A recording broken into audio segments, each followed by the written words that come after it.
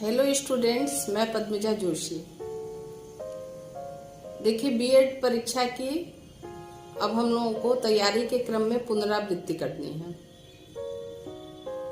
और जो भी तैयारी जो हम लोग करेंगे उसमें ये है कि जो शॉर्ट क्वेश्चंस है उसको सबसे पहले दोहराएंगे। और मुझे आपको एक बात बतानी है, ये उसको एक ट्रिक कह लीजिए। जैसे अब परीक्षा नज़दीक है तो बहुत ज़्यादा परेशान होने से और बहुत ज़्यादा बुक से या बहुत ज़्यादा पलटने से पेपर तो कुछ होगा नहीं, कोई लाभ नहीं होगा। एक फार्मूला आप याद रखिए, 80-20 का। ये जो परीक्षाविद होते हैं, परीक्षा के स्पेशलिस्ट होते हैं,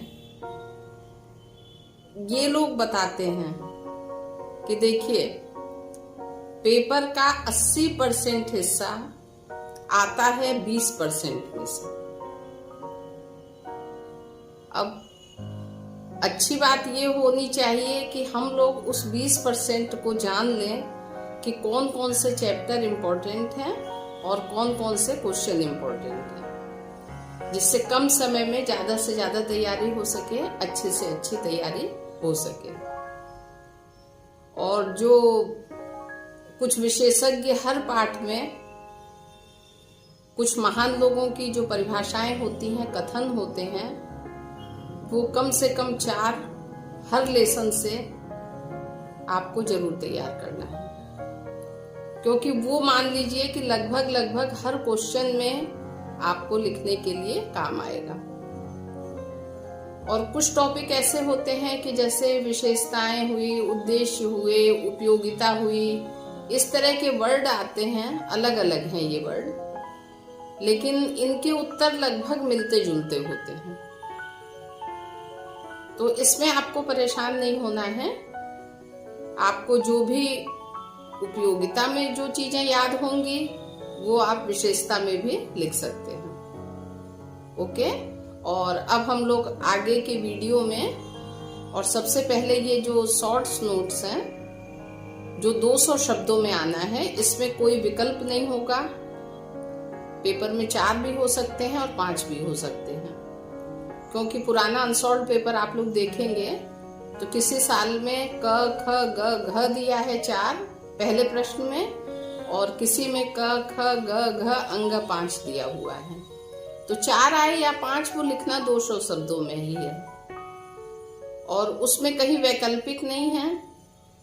4 आएगा तो 4 लिखना है, 5 आएगा तो 5 लिखना है। और सबसे पहले हम लोग इसी की तैयारी करेंगे।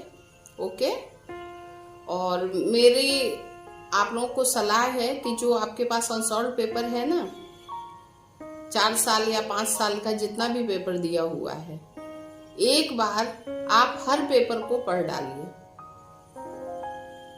तो आपको अपने आप समझ में आ जाएगा कि कौन सा चैप्टर या कौन सा क्वेश्चन बार बार पूछा जा रहा है, कौन सा इम्पोर्टेंट है परीक्षा की दृष्टि से। और उसी के हिसाब से अब हम लोग आगे तैयारी करेंगे, मतलब पुनरावृत्ति करेंगे। और मैंने आपको बता ही दिया कि ये समझ के चलिए कि जो पूरी बुक में, किसी भी पेपर में जो 20% कोर्स होता है, उसमें से पेपर का 80% हिस्सा रहता है। और आगे जो भी आप लोगों को सुझाव या जानकारी देने लायक होगी, मैं आप लोगों को जरूर दूंगी।